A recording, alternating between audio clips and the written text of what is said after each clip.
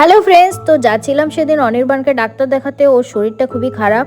তো ইউএসজি রুমের সামনে দাঁড়িয়ে আছি, ইউএসজিটা করতে দিয়ে তারপর আমরা চলে গেলাম চপমুড়ি খেতে, মানে ব্রেকফাস্ট করতে। তারপর গেলাম একটু সিটি মেট্রো বাজারে, একটু হালকা করে শপিং করে নিলাম। তারপর আবার চলে গেলাম ডাক্তারের কাছে। ওখানে ইউএসজি রিপোর্ট দেখিয়ে ডক্টরকে দেখালাম। তো ওর শরীরটা একটু খারাপ, তো ওকে ডক্টর বলেছে কি কি করতে হবে না করতে হবে। খাওয়া দাওয়া সব কিছুই বাইরের বন্ধ, ফাস্টফুড খাওয়া বন্ধ।